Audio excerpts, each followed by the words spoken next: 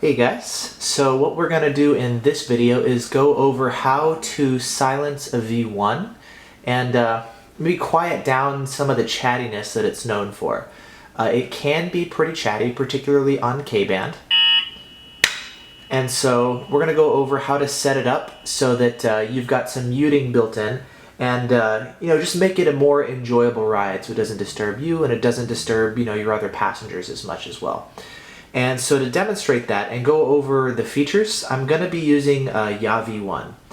A lot of the things that I'm going to show you here can be done without this app. They can be done with the standard Valentine app. They can even be done with the Valentine One itself, directly through the detector. Some of the things I'm going to show you do require the One app, and I'll show you, which ones are which once we get to them. So to go ahead and do that, let's go ahead and start with so we've got a couple different options here as far as how we want to configure it. Let's start with the V1 settings itself. So this is going to be the kind of stuff. Let's go to factory defaults first. Okay, let's see. Cool. And I've got some muting built in from One as far as Savvy and stuff. But anyways, let's go ahead and go through the V1 settings. Okay. Factory defaults. So let's take a look. This is what the default is. If you look down on the V1, you'll see it's in A mode. Right now it's in all bogies. It is unsegmented. Yeah, so this is going to be the defaults as far as what the detector comes with. You're going to see KA guard is on. The KA ramping is normal. And I'll explain, what all this stuff is here in a bit. And we'll go through one by one and I'll show you what you need to change and what you can leave as is.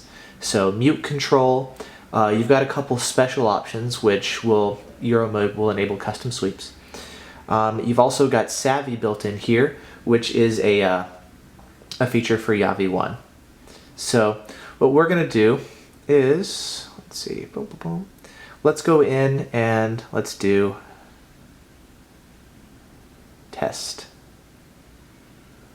Okay, so this is going to be our kind of video setup. So this is the one that we're going to use, and go ahead and start quieting things down. So for most people, X band is not used, so you can turn that off. KU band is basically not really used anywhere. In some Europe and some places, but it's most of the time, unless you need it, turn it off. Same thing with X band. If you need it, turn it on, otherwise turn it off. K band, if that one's not used in your area, you could turn that off, and that would actually really help as well. But KA band and laser are almost always legit stuff. You can turn off laser alerts on the V1 if you want. It is prone to falsing on laser, and so if you've got jammers and you don't want your detector to actually alert you to laser, you can turn it off there. Okay, so let's go ahead and start going through the settings, and I'm going to set it up the way I run it, and I'll explain some of the reasons why in your case you may want to run it a little bit differently. So, KA guard, very, very useful feature. What that does is there is some extra filtering built into the V1 that helps identify when a KA alert is not a legit signal, but it's a false alert due to other radar detectors leaking KA frequencies and causing your detector to alert. So other detectors can cause the V1 to false. KA guard helps minimize this effect. It does limit falsing at the expense of reducing range and sensitivity. It actually takes a little bit longer for the V1 to alert because it has to do extra filtering to look for other frequencies and all. Without getting too technical, KA guard turned off will definitely improve your performance. It's going to make your detector faster at alerting, and it will definitely give you longer range as well. So for those two reasons, I do suggest turning it off. There's going to be some other tricks that we'll do that will help compensate for the increased false alerts. And that's going to be in the segmentation section.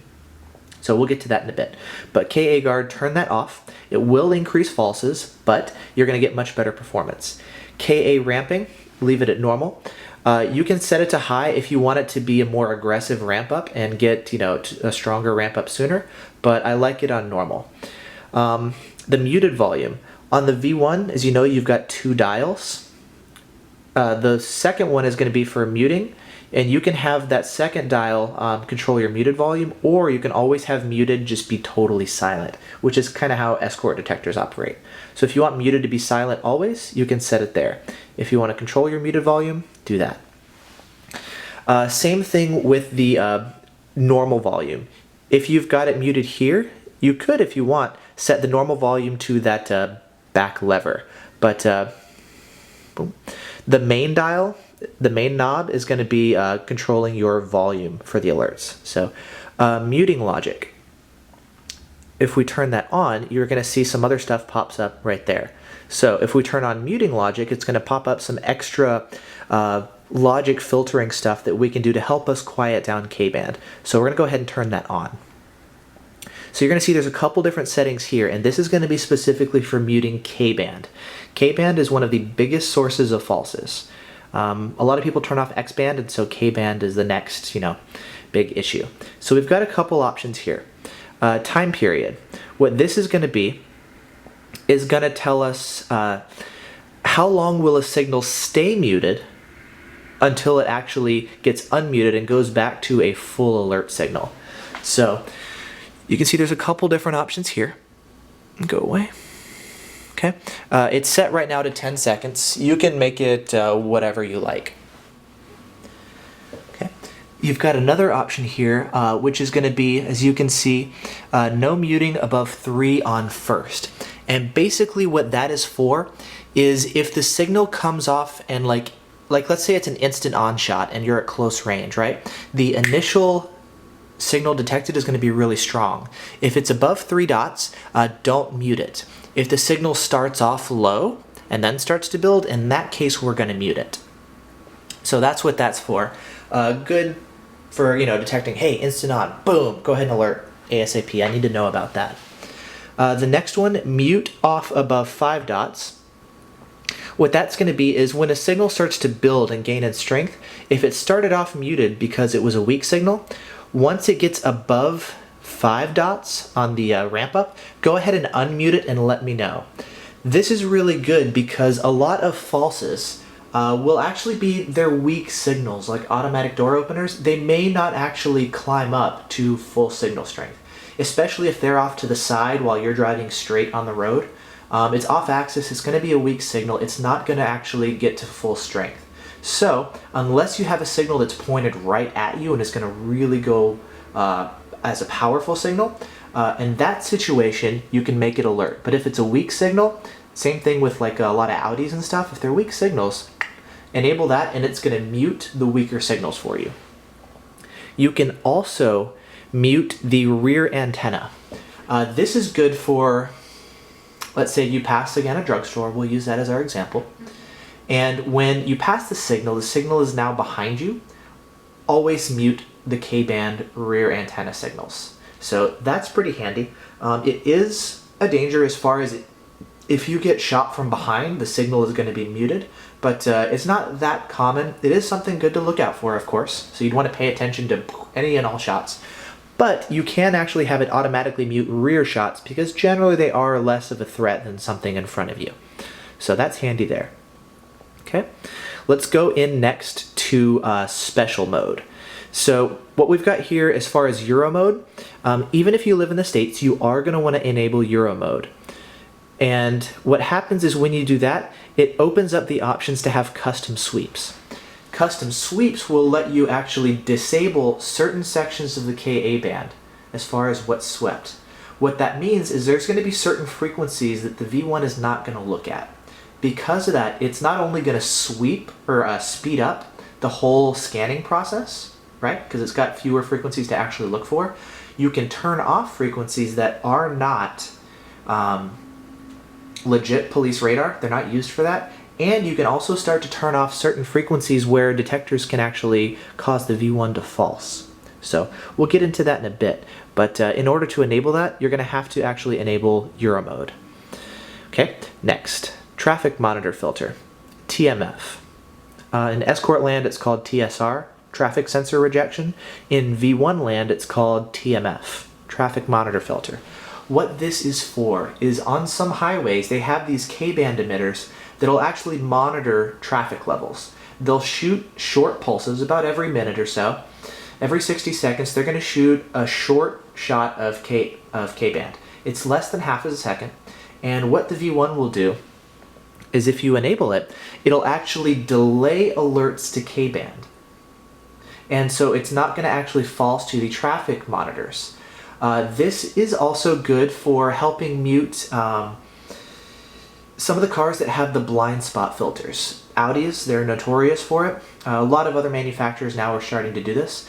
Those blind spot monitoring or even the radar-based cruise control sometimes are transmitting on K-band. They don't need a license, it's easy to do, it's free.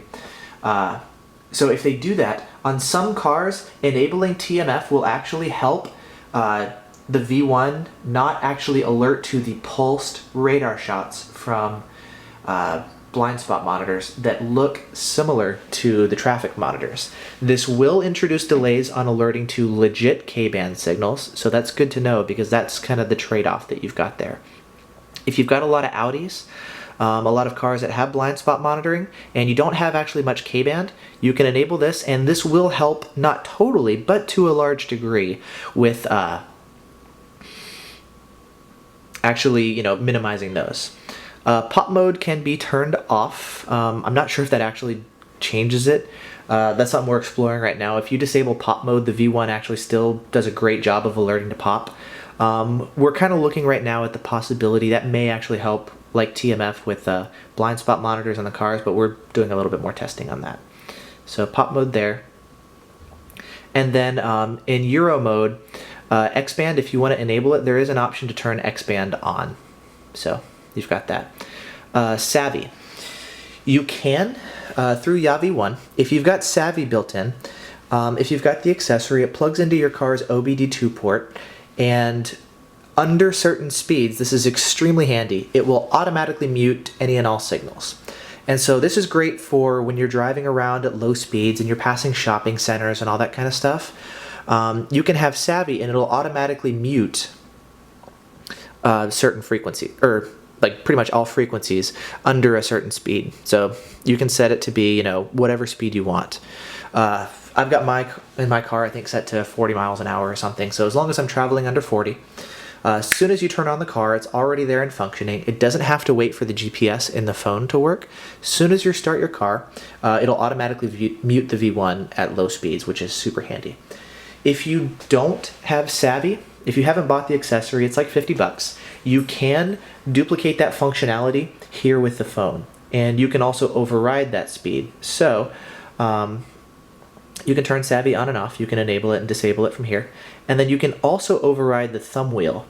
In order to actually set up Savvy, there's going to be a thumb wheel, and that's going to be, tucked way under the OBD2 port. It's not the most accessible place. So if you want to ever adjust it on the fly or just do it more easily, you can override the thumb wheel, and you can set your own speed here, either in kilometers or miles per hour, of what you want the threshold to be for Savvy. I run it in 40, so if the speed limit is 35, if I'm going over 40, let me know. So that's how I use that one. And on the highway, it's going to alert, of course, but you can use it however you like. Okay, so we've got that set up. Okay, we're going to save that. And then, so we've got our test one, and that's how we've set up here the test mode. And if you take a look at what I normally run, it's basically going to be those same options. So TMF off, pop on. Yeah, so that's my settings. Now, let's go ahead and take a look. Whoops, factory default. Settings. Okay, and once you've got those settings saved, right now it's set to factory default. If you want to actually push those changes to the V1, you press that button and then done. It's already sent over. And then you probably just saw it switched from A to C. And that happens, custom sweeps. When the custom sweeps are enabled, it goes, so let's do this, factory default. We're going to do that. So right now the V1 actually shows a U on the display. The U is there when you are in Euro mode, right? We enabled Euro mode so that we can get to custom sweeps. And then it switches from A or L, the logic modes, to U.